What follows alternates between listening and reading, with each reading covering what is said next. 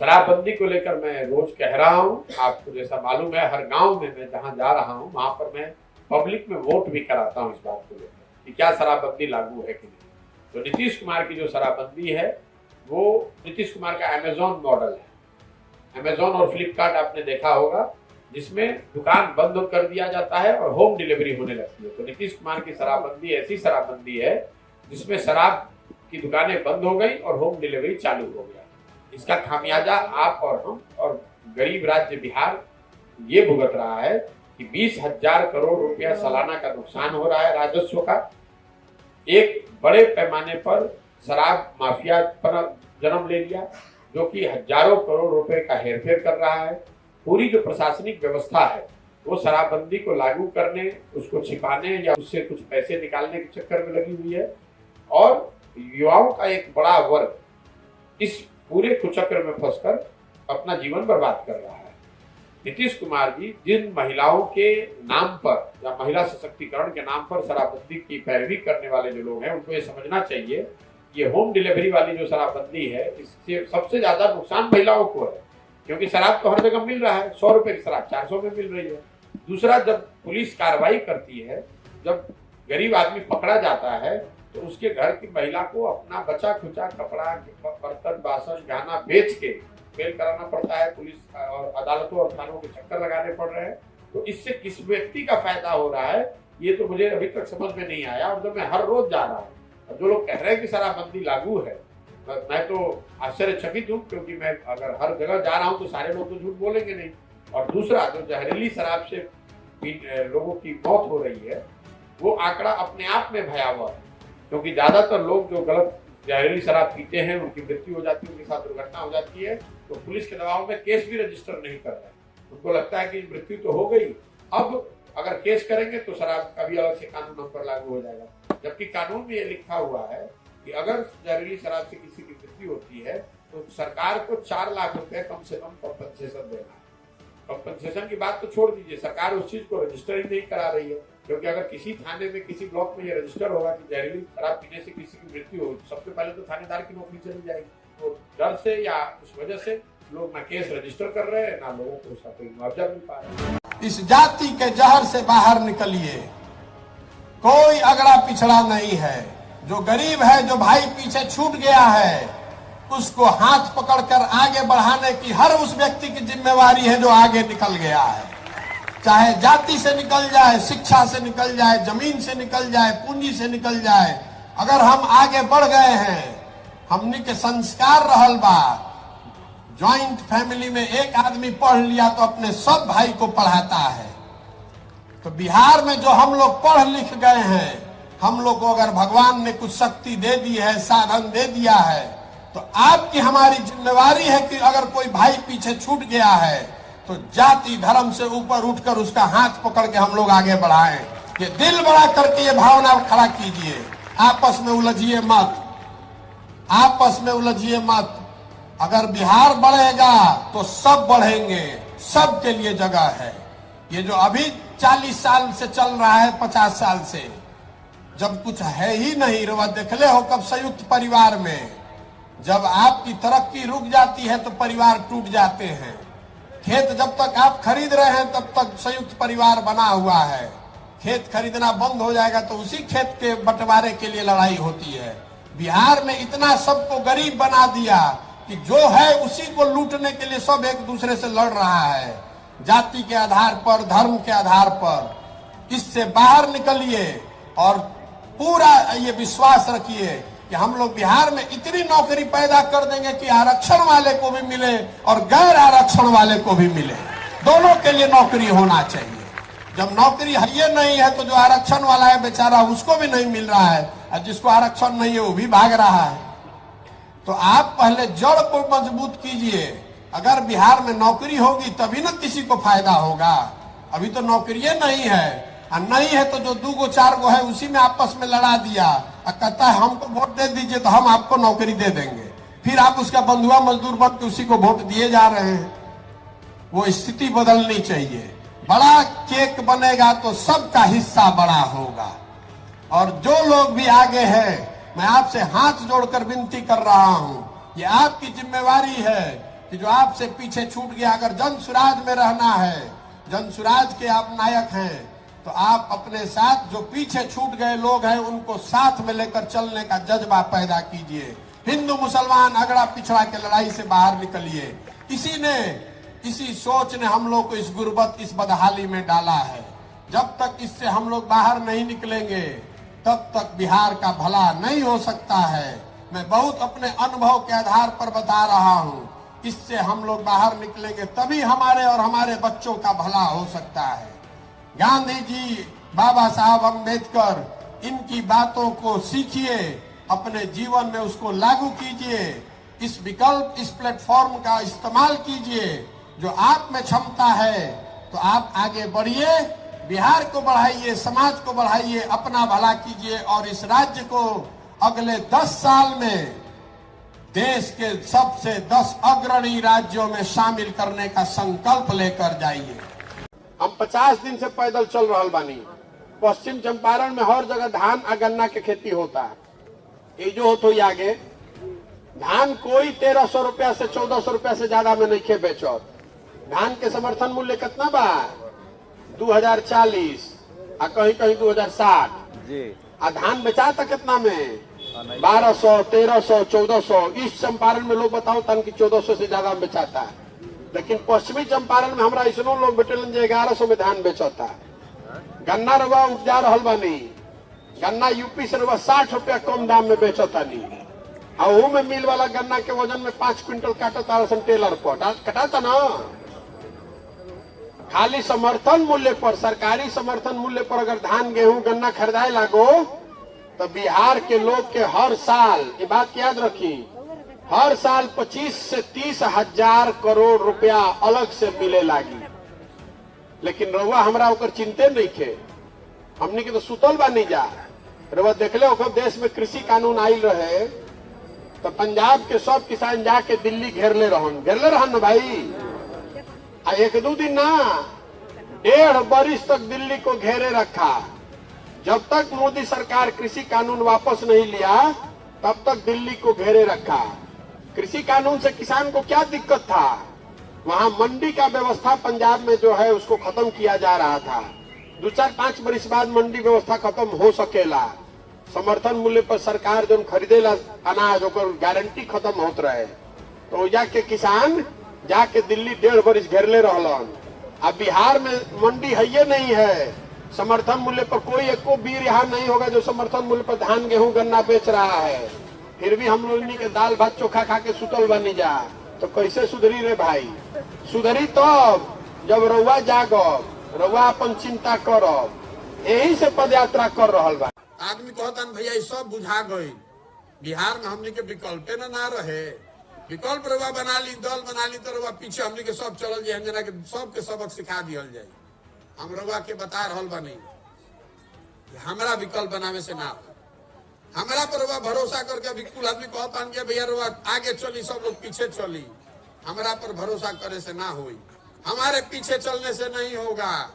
जब तक बिहार में जनता नहीं जगेगी, आप अपना अधिकार नहीं समझिएगा, तब तक आपको कोई नहीं सुधार सकता है। जो आदमी मंच पर खड़ा होता है, जे मंच पर खड़ा होला ये न कहेला कि हमरा पर भरोसा कर, हमरा के वोट दे दो, हम आई तो सब ठीक कर दे। सबे कहेला नहीं बात। हम रउआ के कहे आइल बानी कि हमरा पर भरोसा करके हमरा के वोट दे तो कुछ ना सुधरी, कुछ ना सुधरी। काहे से कि एक आदमी कोई बिहार को नहीं सुधार सकता है। 13 करोड़ आदमी बारन, कैसे कोई एक आदमी सुधार दी? सुधरी तब जब रउआ सुधरे के संकल्प ले कि ना रे भाई, अगला बार वोट लालू को नहीं, नीतीश को नहीं, मोदी को नहीं, प्रशांत किशोर को नहीं, वोट पड़ेगा अपने बच्चा सबके चेहरा को देखकर। वोट उसको पड़ना चाहिए जो हम लोग के बच्चा के लिए यहाँ स्कूल बनवाए, यहाँ सड़क बनवाए, रोजी रोजगार की व्यवस्था करो, फसल के दाम दिलवाओ, ओकरा के ना वोट पड़े के चाहिए। तो हमने के वोट दे देता नहीं कोई के चेहरा देख के, कोई के फोटो देख के। यही हम अभी 48 दिन से रहुआ बगल के जिला में बानी तो रामनगर में गईली तो एगो हजाम भेटाई। आदमी कहल के भैया बड़ा होशियार आदमी बा, पूछी ना एकरा से। तो पूछनी ओकरा से कि बताओ कि लालू जी के राज में और नीतीश के राज में क्या फर्क बा? तो कहलस कि भैया हम तो हजामे हैं, अपने भाषा में रवा के बताई लालू जी के राज में या नीतीश के राज में कोनो फर्क नहीं खे, दोनों में जनता के हजामत पूरा पूरा बनता। फर्क अतने बाकी लालू जी के राज में हजामत अपराधी बनावत रह सन और नीतीश के राज में हजामत अधिकारी बना रहल वाला सन। लालू जी के राज में अनहार भइला के बाद अपराधी गन लगाकर लूटता था और नीतीश कुमार का जंगल राज में अधिकारी जो है कलम लगा के दीने में लूट रहा है सबको। जैसे लालू जी के राज में अपराधी डेरात ना रहन, जौन बुझाई तुम कल उठा के ले गई, वह हाल नीतीश के राज में अधिकारियों के बाद जौन बुझाई जरा से जाके कंप्लेन करे के बाद कर दो, पैसा तो लेबे करो बानो, बिना पैसा दिले कोनो काम होता भाई। तो ये नया जंगल राज है, अधिकारियों का जंगल राज। तो हमनी के बिहार के अगर बचावे के बाद तो अपराध वाला जंगल राज जिसको आपने उखाड़ कर फेंक दिया उसको वापस नहीं पनपने देना है। अधिकारी वाला जंगल राज जो नीतीश कुमार ने बनाया है इसको उखाड़ के मट्ठा डाल देना है। अब मोदिया बिन से भी अब की हाली प्रणाम को लिहल जाओ कि ना रे भाई अब की हाली ना बहुत हो।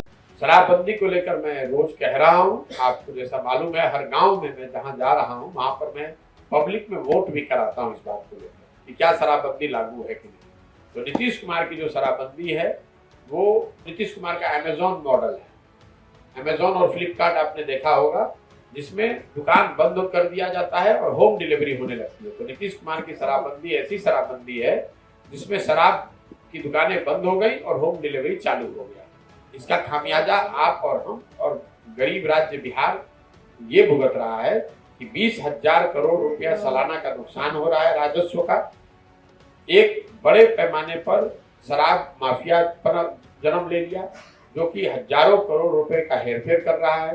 पूरी जो प्रशासनिक व्यवस्था है वो शराबबंदी को लागू करने, उसको छिपाने या उससे कुछ पैसे निकालने के चक्कर में लगी हुई है और युवाओं का एक बड़ा वर्ग इस पूरे कुचक्र में फंसकर अपना जीवन बर्बाद कर रहा है।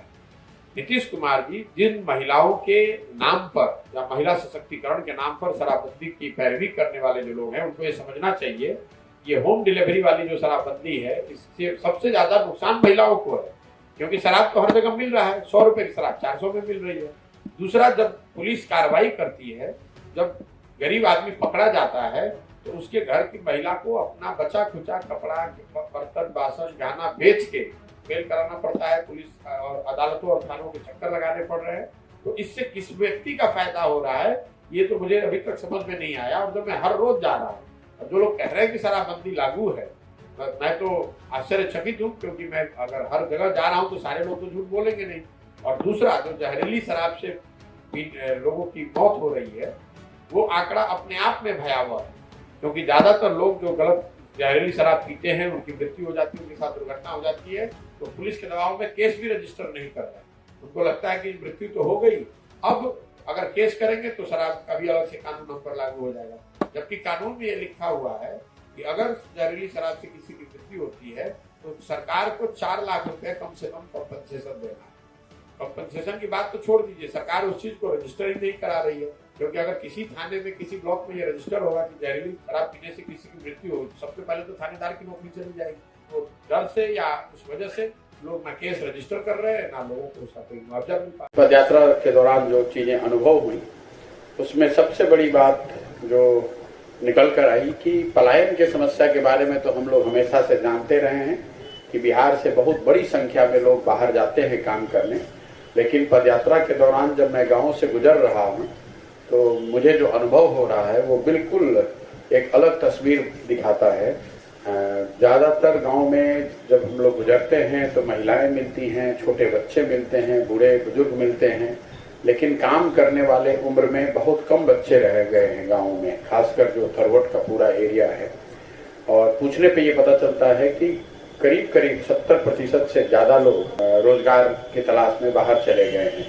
तो ये पलायन की समस्या की विकरालता को एक तरह से दर्शाता है। दूसरी बात जो हम लोगों ने रास्ते में अनुभव किया, शिक्षा व्यवस्था बिहार में ध्वस्त है। ये तो सब लोग हम लोग बात करते रहे हैं, लोग बताते हैं, चर्चा करते हैं।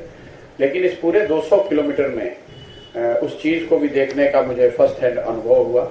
शायद ही कोई 2 या 3 स्कूल अभी तक मुझे मिला है 21 दिन में, जिसमें स्कूल की जो बेसिक चीज़ें हैं, बिल्डिंग, टीचर और छात्र, वो तीनों हों।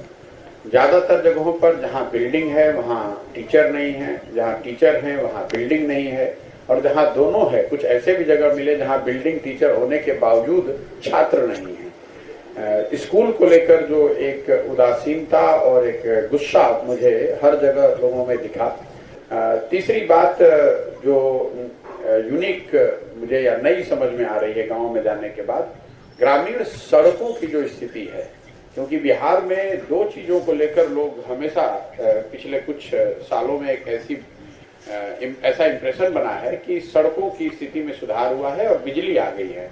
इन 2 विषयों पर जो हम लोग ग्राउंड पर देख रहे हैं, जो अनुभव कर पाए कि ग्रामीण सड़कों की हालत करीब करीब वही है जो जंगल राज लालू जी के राज में थी।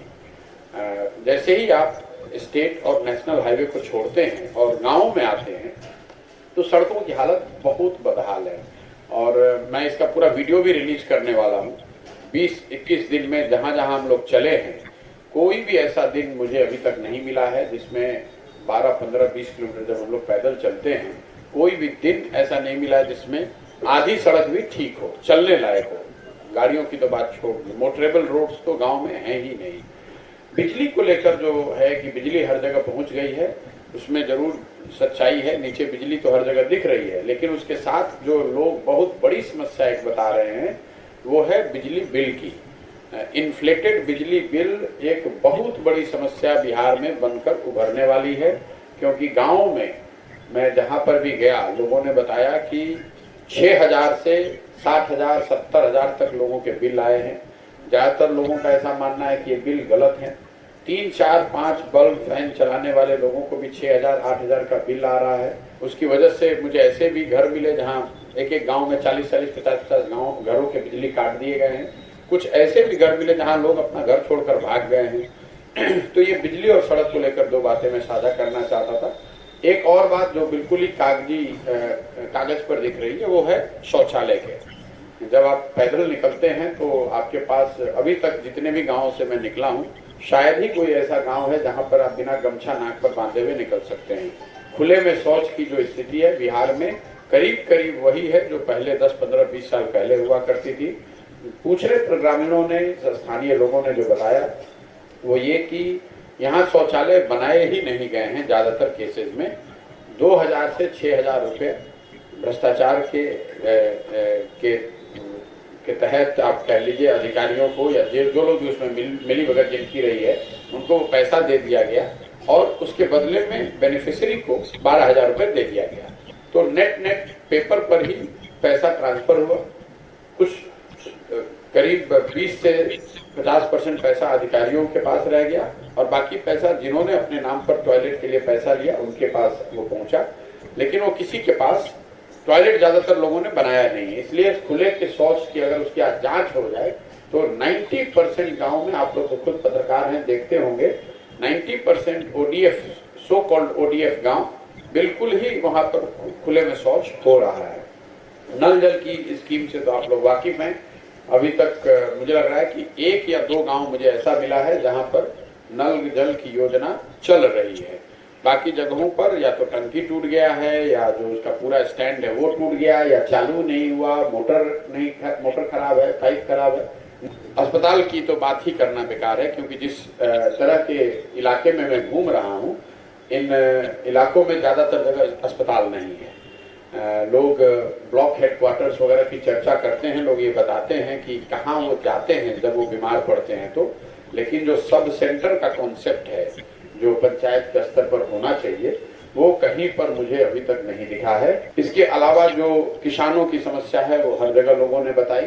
यूरिया 277 का 700-800 जो नेपाल से बिल्कुल सटे हुए एरिया है वहां पर करीब करीब 1100-1200 लोगों ने भी यूरिया का दिया है, ये बात लोगों ने बताई। DAP का जो दाम है 500 से बढ़कर 1500-1600 हो जाना, वो बात लोगों ने बताई।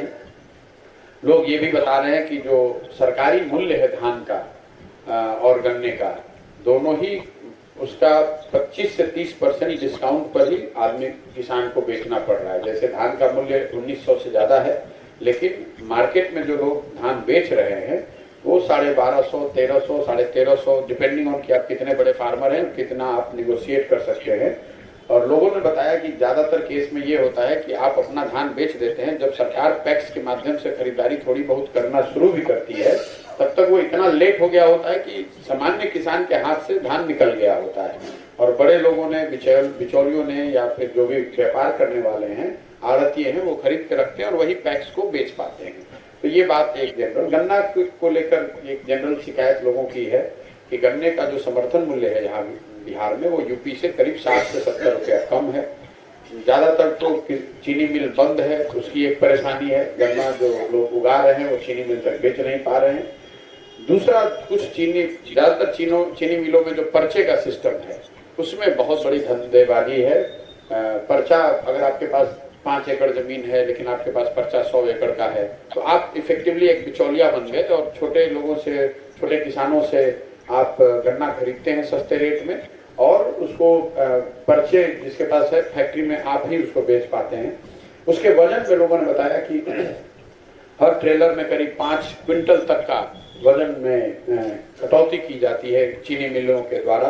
2-3 बातें जो जल संसाधन से जुड़ा हुआ है। एक तो ये लोगों ने बताया कि हालांकि पूरे बिहार में ऐसा लगता है कि चंपारण में बाढ़ नहीं आता है, लेकिन वो डेफिनेशन का मामला है, वो परिभाषा की वजह से है।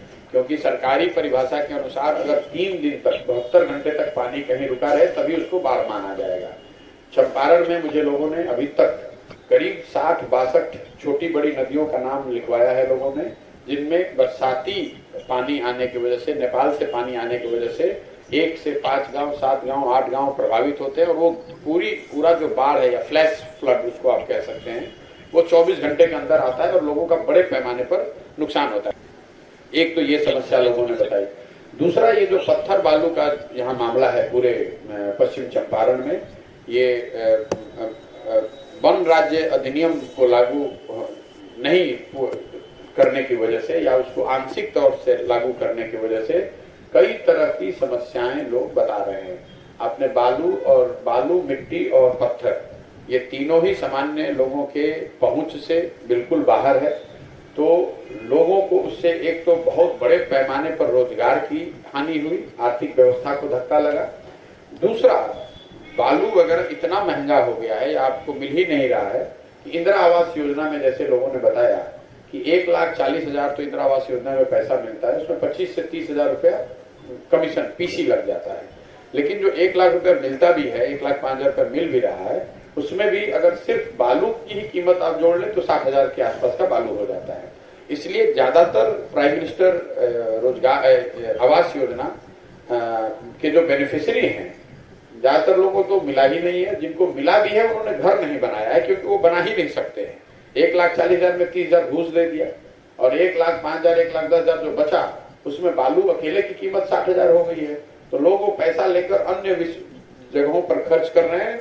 आवास बनाने वाले लोग मुझे बहुत कम मिले। तो एक बहुत बड़ी समस्या ये बालू की जो है, और जंगल और लोगों के बीच एक सामंजस्य बैठे और उनको साथ में रहने के लिए प्रेरित किया जाए, सिखाया समझाया जाए, उस चीज पर कोई काम नहीं हुआ है और उसको ऐसा लग रहा है कि पुलिस या फोर्स से उसको इम्प्लीमेंट करने की कोशिश की जा रही है, जिसका समाज को बहुत बड़ा नुकसान है और जंगल की जो रिसोर्स है उसको भी बहुत बड़ा नुकसान है।